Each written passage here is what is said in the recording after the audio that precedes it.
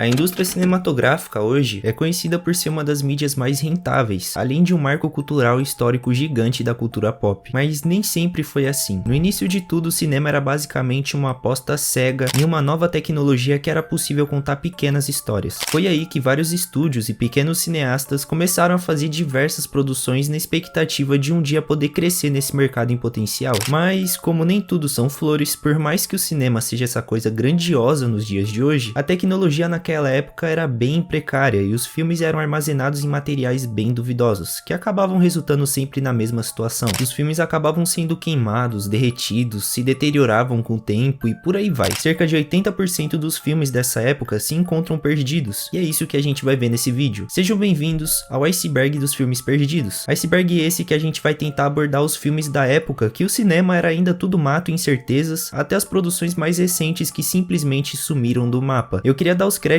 também pro Semideus, que foi o cara que fez o iceberg, e ele também tem um canal no YouTube, e é muito bom, se vocês quiserem visitar eu indico. Então bora lá.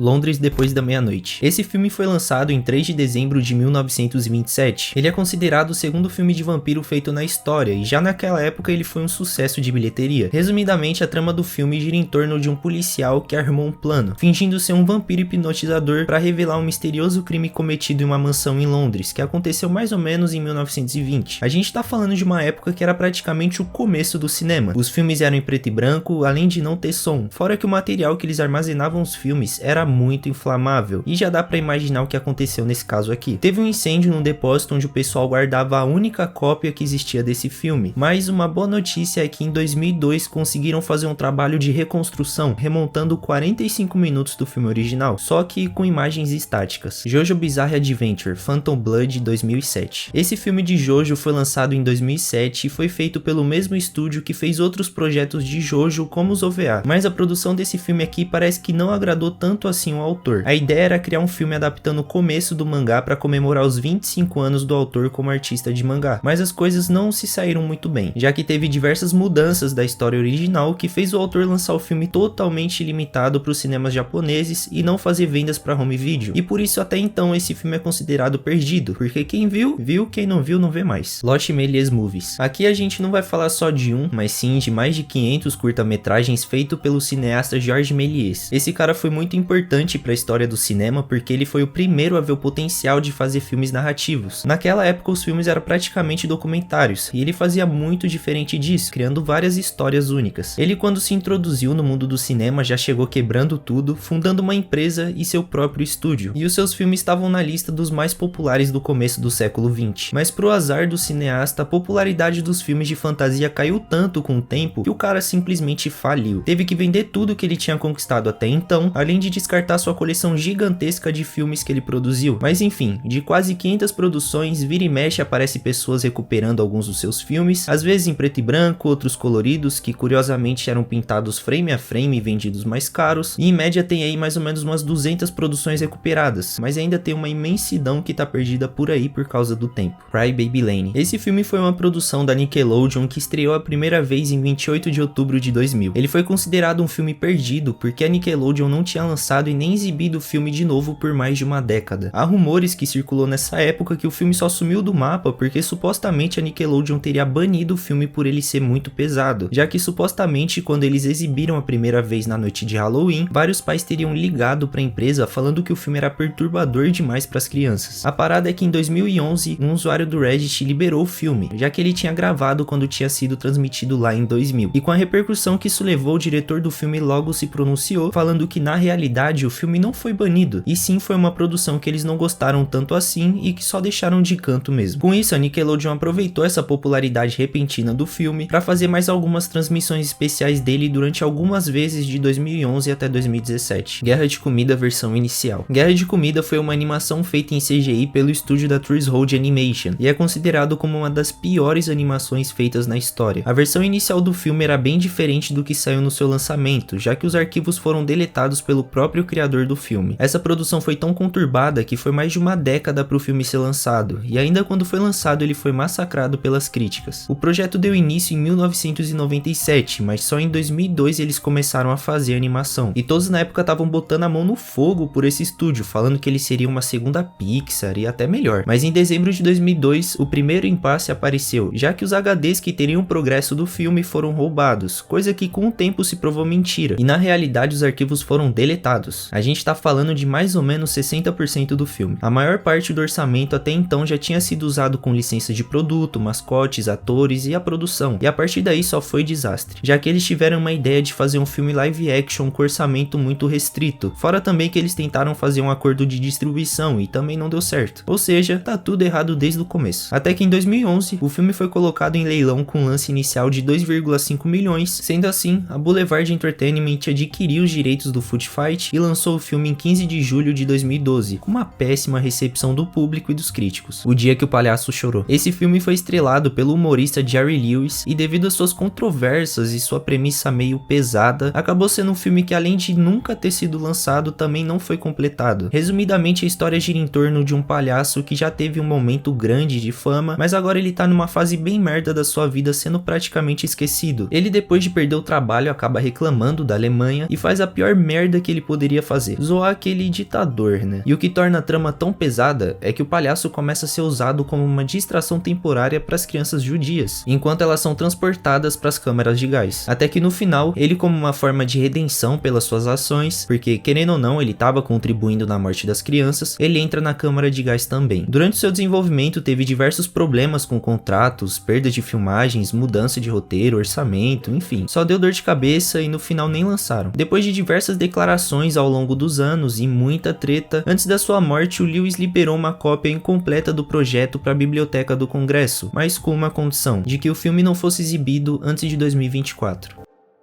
Camada 2, Golem 1915. Esse é um filme de terror alemão publicado em 1915 e na sua criação os roteiristas se inspiraram em contos judaicos e no folclore europeu. Meio que conta a história de um negociante de antiguidades que acha um golem que foi trago à vida séculos atrás. Então ele repete isso e ressuscita o golem mais uma vez, só que como servo. Mas acontece o inesperado, o golem meio que se apaixona pela filha do cara. Depois dele não ter um amor correspondido e levar um chute na bunda, ele fica muito puto e aí ele sai cometendo uma série de assassinatos por aí. Esse filme faz parte de uma trilogia e ele é considerado perdido, já que tem somente um fragmento da sua produção disponível, Game Descend. Esse é um curta-metragem dirigido pelo Werner Herzog, que é um cara que já produziu uma porrada de coisa, e o que tem de liberado sobre a trama do filme é meio confuso, já que diz que gira em torno de 4 crianças e um galo preso em uma caixa de papelão, e que em algum determinado momento do filme o galo seria enterrado até o pescoço. É isso.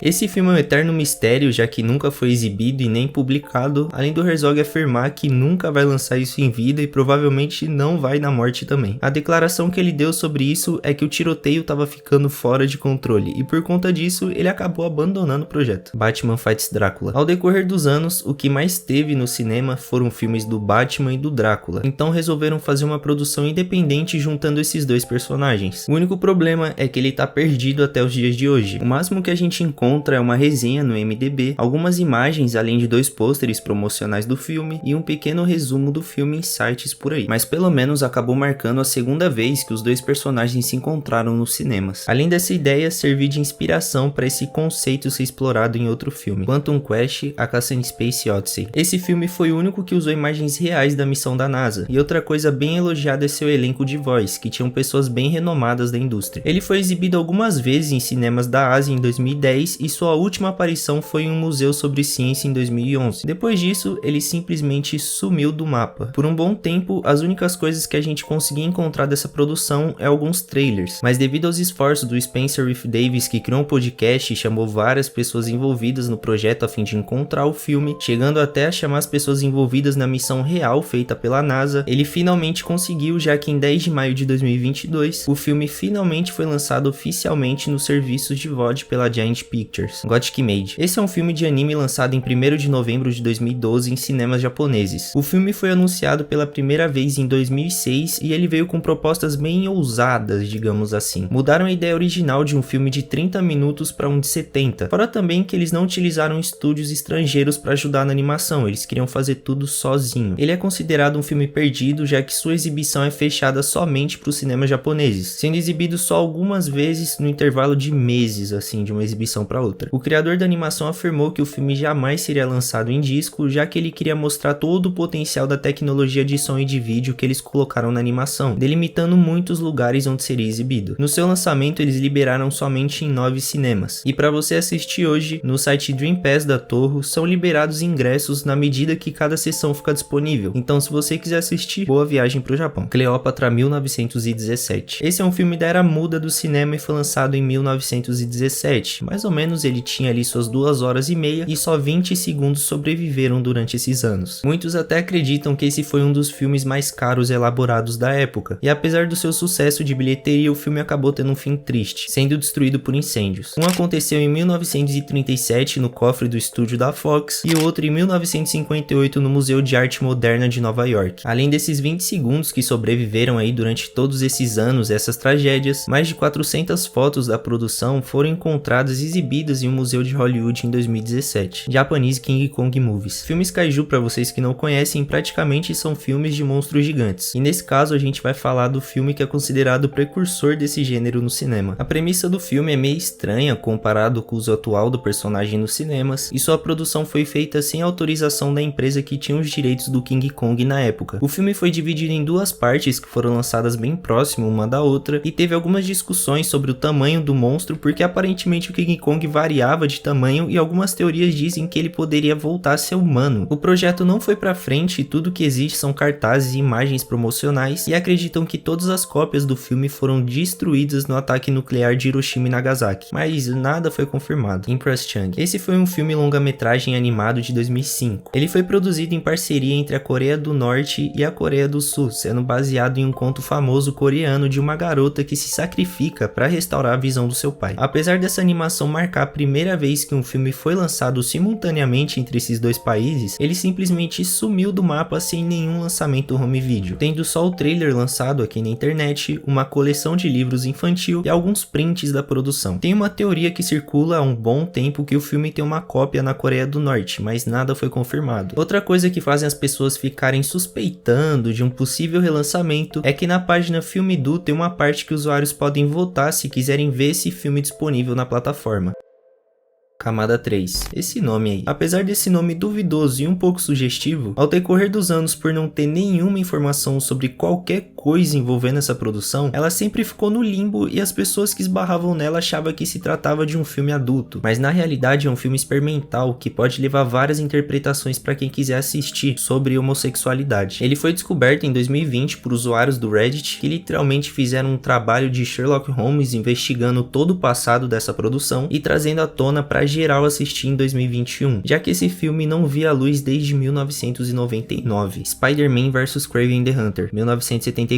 Esse foi um filme produzido por fãs em 1974. Eles eram estudantes da Universidade de Nova York e resolveram adaptar a edição dos quadrinhos que tem o vilão Kraven. A produção do filme não foi oficialmente licenciada pela Marvel, mas recebeu uma aprovação do Stan Lee antes de iniciar a produção. O Bruce Cardoso, que foi o diretor do filme, tinha planos de distribuição do filme, mas todos deram errado. Então ele, depois de um tempo, perdeu o interesse no projeto e desde então boas partes das coisas conhecidas desse filme foram perdidas. A parada é que eles fizeram uma coisa muito bem feita pro orçamento que eles tinham. Em vez de usar fundos estáticos, eles implementaram várias fotos foscas de elementos de Nova York, incluindo uma Times Square iluminada por neon, para simular o efeito do Homem-Aranha balançando pela cidade. Mas o que fez tudo ir por água abaixo é que o projeto recebeu muito apoio da equipe da Marvel, que chegou até a republicar esse projeto, mas eles viram que era um beco sem saída, já que esse apoio não iria se estender até eles conseguirem rodar o filme comercialmente, com os direitos e tudo mais. Então o Cardoso, que era o diretor do filme, ficou meio decepcionado, e ele só deixou guardado o projeto e se recusou a mandar para as outras pessoas. E com sua morte em 2015 e o seu computador quebrado, que até então era o único local que tinha uma cópia conhecida, o filme se perdeu para sempre. The Oregon Trail, 1936. Esse foi um filme de faroeste estrelado por John Wayne, que tem uns filmes aí no seu currículo que que eu particularmente não conheço, mas eram bem famosos na época, e distribuído pela Republic Pictures, em 1936. E essa produção conta com um pequeno mistério, já que depois do seu lançamento o filme desapareceu. Houve uma tentativa de redescoberta bem significativa por parte de um cara chamado Bob Sigman, que é um diretor de um museu dedicado ao gênero de filmes de faroeste. Ele viajou pela América Latina e Europa atrás de potenciais distribuidores que talvez poderiam ter uma cópia do filme, mas não conseguiu nada no fim. Em 2013, um gerente aposentado de uma companhia telefônica em Geórgia, por acidente encontrou 40 fotos da produção do filme, enquanto ele encomendava recordações do John Wayne de uma locadora em North Hollywood. Aí ele digitalizou essas imagens em um computador e mandou para o Museu Lone Pine. Gogol 1966. Esse é um filme de monstros de Bollywood de 1966, baseado no primeiro filme do que viria a ser o Godzilla atualmente, mais chamado na época de Gojira. É importante dizer que Bollywood é uma indústria cinematográfica indiana, e esse filme acreditam que é o único filme já feito nessa indústria sobre filmes de monstros. E aparentemente essa produção não deu um bom retorno financeiro na época e desde então ela sumiu do mapa. A produtora fez somente esse filme em toda a sua história e é provável que essa produção aqui fique perdida para sempre, sobrevivendo somente a trilha sonora presente no filme. Maya, La Primeira Grande História. Maya, A Primeira Grande História foi um filme de animação produzido por um estúdio mexicano, que também é conhecido por produzir algumas outras animações de sucesso. O filme começou a ser produzido em 2003 com a direção do Ricardo Anais e Bruno Beecher. A parada é que essa animação foi cancelada em 2005, com um ano antes da estreia prevista, e eles alegaram que foi devido a uma diferença criativa entre o Arnaz e o Bruno. No início da produção, acordo vai, acordo vem, algumas parcerias foram feitas, separaram quem ia fazer o que na produção do filme, até que em 2004 foi anunciado sua pré-produção, um orçamento de 3 milhões e 500 mil dólares, aproximadamente 35 milhões de pesos na época. Alguns trailers em 2005 foram lançados mostrando para o público quão avançado era o projeto, mas infelizmente devido a tretas internas o projeto foi suspenso. Aí tem pessoas que dizem que é problema no roteiro, outros que dizem que foi devido a uma exigência do Arnaz de rushar a produção, mas na real a gente nunca vai saber o motivo de verdade. Por fim, não se sabe ao certo quanto do filme foi feito, mas até que tem bastante coisa aí pela internet, e nesse caso tem um final talvez bom, já que em 2016 o Ricardo Arnaz publicou um pôster promocional anunciando o retorno do filme em 2020, mas até agora nada foi publicado e todas as informações sobre essa produção morreram aí. Só que isso de certa forma mostra o interesse dos desenvolvedores do projeto de tentar reviver essa animação, então quem sabe ela volta aí cedo ou tarde. The Fairlogs and the Radio Plays. Essa é a adaptação mais antiga conhecida do Mágico de Oz. Eles fizeram essa produção como um tipo de documentário onde envolvia pessoas viajando para lugares exóticos, sendo esse um estilo bem popular naquela época. Ele foi muito reconhecido pela sua ambientação técnica, já que até então o que eles fizeram era considerado revolucionário. O filme era uma mistura de live action, slides de lanterna mágica e o filme em si, que incluía slides coloridos e narração. A parada é que para esse show rolar, os custos eram muito altos, e depois de fazer isso por meses e não conseguirem lucrar nada, acabaram tendo que desistir do projeto, já que mesmo sendo um sucesso de crítica e bilheteria, ainda assim não cobria os gastos. Não se sabe ao certo se existe alguma cópia ou alguma coisa do tipo sobre essa produção. Até as informações que eu tô passando aqui pra vocês foram muito difíceis de encontrar. Só algumas imagens foram descobertas no final da década de 80. E caso seja falso os rumores de que existem algumas cópias pelo mundo com alguns colecionadores, esse provavelmente é um dos casos que pode ficar perdido pra sempre. Meso Blues 1993. Basicamente esse foi o precursor de um dos desenhos que provavelmente muitos de vocês conhecem, o Johnny Bravo. Meso Blues foi um curta original sobre um astro do rock envelhecido que pensa que é o Elvis. Esse curta foi criado pelo Van Partibly em 1993, como parte de um projeto de tese sênior, e por incrível que pareça, o seu professor mostrou esse projeto para um amigo que trabalhava nos estúdios da Hanna-Barbera, e o estúdio gostou tanto do curta que chegou a pedir pro Partibly para ele trabalhar em uma proposta de desenho animado de 7 minutos com Meso Blues servindo de inspiração, sendo esse o curta original do que se tornaria o Johnny Bravo, feito só algumas mudanças finais no visual do personagem e na forma que ele agiria no desenho final. Apesar de toda essa história foda e todo o seu sucesso, esse curta nunca foi visto publicamente, e tudo o que tem disponível online são alguns clipes e minis documentários, já que o Partibly afirmou em podcast uma vez que a única cópia digital em VHS tá com ele, e ele não tem nenhuma intenção de publicar online pelo valor sentimental que representa para ele. No máximo ele mostra pessoalmente para alguns amigos próximos e alguns alunos que participam das suas aulas de animação. The Great Gatsby 1926. Holmes. Essa foi a primeira adaptação cinematográfica baseada no livro do Scott Fitzgerald que tem o mesmo nome. Esse lançamento fez parte do 15º aniversário da Paramount, sendo lançado em 21 de novembro de 1926. Tudo que sobreviveu do filme é um trailer de 1 minuto, nesse caso também existem rumores de uma cópia existente, mas essa ideia é amplamente descartada.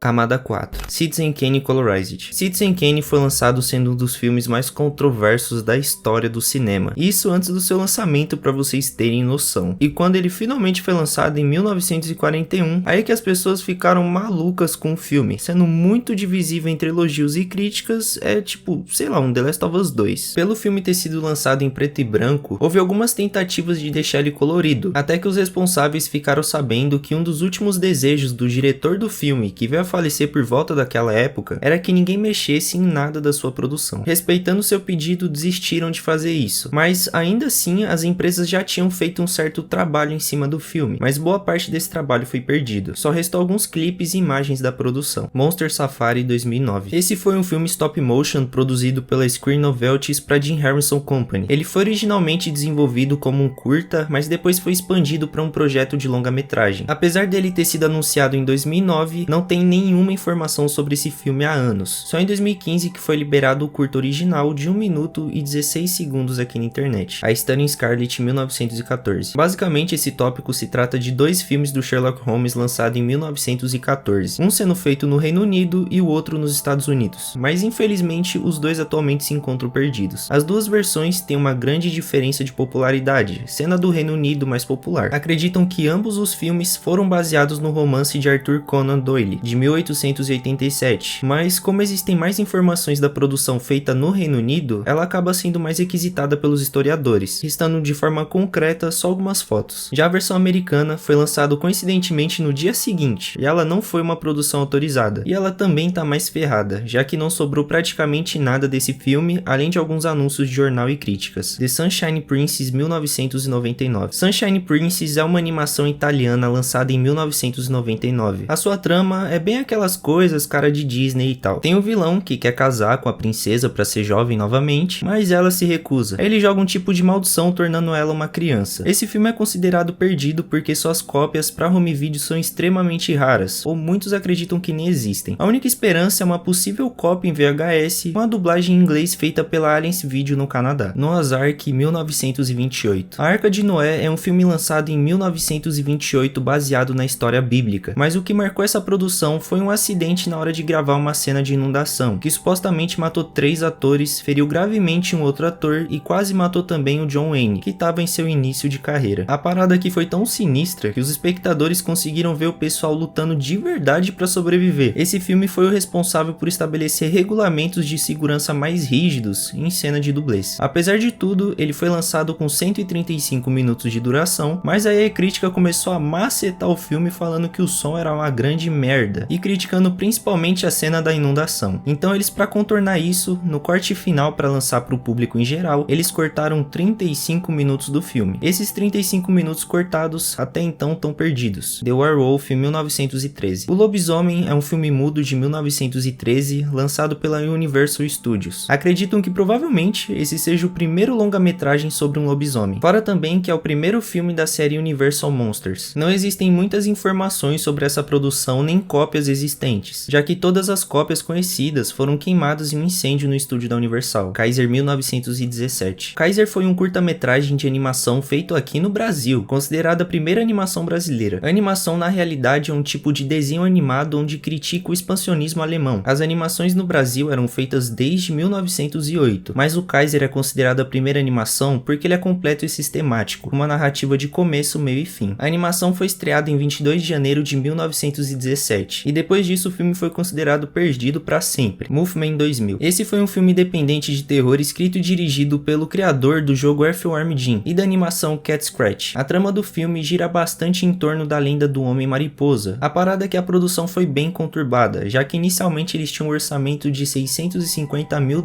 e ao decorrer do tempo, devido a atrasos na produção, acabaram demitindo 90% dos funcionários. Além de que o orçamento apertou um pouquinho também, e de $650 mil foi só para 60 mil, e eles ficaram somente com 15 dias para fazerem as filmagens, ou seja, se fuderam. Depois de acontecer mais um monte de imprevistos, eles lançaram as prévias na Comic Con de 1999, mas um pouco depois, o editor de música Jenny Andrusco morreu de forma inesperada, e a partir daí só foi água abaixo. Parece que realmente não era para acontecer o filme. Existem hoje apenas algumas fotos de bastidores e um trailer publicado em 2007. A última atualização que tivemos sobre esse filme é que até os dias de hoje eles estão tentando terminar o filme, e que ele teria o corte final de 20 minutos, mas ainda assim parece que a coisa é interminável, não é para acontecer. Batman Drácula Andy Warhol. Esse é um filme de 1964 dirigido pelo artista pop Andy Warhol. Supostamente o filme tem 1 hora de duração, é mudo e em preto e branco. Em alguns pronunciamentos, o Andy chegou a dizer que o filme foi criado como uma homenagem à série do Batman, mas a parte triste é que não foi autorizado pela DC. O filme só pôde ser exibido como parte das exposições de arte do Andy, mas nem tudo vai de mal a pior, já que algumas cenas do filme foram mostradas em um documentário de 2006, e alguns outros clipes foram sendo encontrados. No fim, cerca de 40% do filme foi recuperado. Firelight 1964. Firelight é um filme de ficção científica de 135 minutos lançado em 1964. Esse filme foi produzido pelo Steven Spielberg quando ele tinha seus 17 anos, bem no seu começo de carreira. Ele tinha só um orçamento de $500 e quando o filme foi lançado, ele vendeu 500 ingressos por só $1 cada, na intenção de só quitar as dívidas mesmo. Mas uma pessoa da plateia resolveu pagar o dobro, levando o lucro final do Spielberg em um único dólar. A trama do filme até que é interessante, mas enquanto Spielberg procurava emprego em Los Angeles, ele emprestou seus rolos do filme para uma produtora que depois de 1 semana faliu, e os rolos do Spielberg nunca mais foram vistos. Apesar de tudo, o filme tem uma parte incompleta disponível, com várias imagens sobreviventes online. Girls Crazy 1997. Esse foi um filme de comédia romântica de micro orçamento, que marcou a estreia do futuro cineasta Richard Dutcher. A produção foi finalizada em 1994, e 3 anos depois foi vendida para Cinemax da HBO, e até então não tivemos nenhum lançamento internacional e nem em mídia doméstica. A sinopse do filme, na minha opinião, é bem interessante, e talvez esse filme seja lançado em algum momento, já que o Dutcher conseguiu os direitos do filme mais uma vez, e ele já revelou que tem interesse em lançar Girls Crazy em DVD. Em 2017, o Dutcher fez uma exibição privada do Girls Crazy, e desde então nada foi disponibilizado para o público, só tem algumas fotos e pôsteres do filme disponível pela internet. Waking Fright. Esse filme é um caso curioso, já que tem uma polêmica bem complicada. Esse thriller australiano foi um sucesso de críticas, mas um fracasso comercial, já que houve uma cena em específico em que tem uma caçada a cangurus, e o problema aqui é que todas as cenas gravadas foram feitas durante um verdadeiro abate de cangurus. Dizem que os caçadores estavam super bêbados durante as filmagens, e que a caçada só foi interrompida depois da equipe dar um migué cortando a energia do lugar. Durante as suas primeiras exibições aconteceram um monte de coisa, principalmente a revolta do público por causa da cena dos cangurus. Tem gente que supostamente até saiu do cinema. Graças a esse monte de polêmicas, o alcance do filme ficou bem curto. O filme praticamente ficou perdido, já que ele naturalmente, por causa das polêmicas, foi sumindo do mapa. E ainda pra piorar, a distribuidora faliu. Mas o editor do filme não estava satisfeito com essa situação e começou a buscar a impressão completa do filme sem cortes e uma boa qualidade do filme em 1994. Então ele viajou para um armazém em Pittsburgh e, para surpresa dele, ele conseguiu achar o filme completo e em perfeito estado, em um container marcado para destruição. Caso ele tivesse chegado 1 semana depois, já seria tarde demais. 7 anos depois, ele conseguiu restaurar todo o filme e estreou no Festival de Cinema de Sydney em junho de 2009, com ótimas críticas, contrariando a primeira vez que foi lançado. Hoje é considerado uma das melhores produções cinematográficas feitas na Austrália. Star Wars The Lost Cut. Esse filme basicamente é um corte do Star Wars Guerra nas Estrelas, feito pelo editor britânico John Gibson. Depois das filmagens do filme serem finalizadas, o George Lucas pediu para esse editor fazer um tipo de corte bruto, para ele ter uma ideia de como seria o corte final do filme. A parada é que ele não gostou nada do rumo que o John levou o filme com a sua edição, então ele descartou essa versão e demitiu o cara, finalizando o filme com a sua própria equipe. A partir daí esse corte ficou praticamente perdido, só algumas pessoas tiveram acesso e conseguiram assistir esse corte. Como é uma versão inacabada, é provável que eles nunca lancem publicamente, apesar de ser praticamente um outro filme com takes mais longos e cenas diferentes. Pois é, esse vídeo é só a parte 1 do iceberg, já que ele é bem extenso e eu tô querendo manter uma frequência da hora aqui no canal com vídeos mais curtos. Então se você quiser saber mais sobre as 4 últimas camadas, as camadas mais sombrias e desconhecidas dos filmes perdidos, não esquece de acompanhar e ficar de olho aqui no canal que logo mais eu lanço a parte 2. Então é isso, obrigado e até a próxima.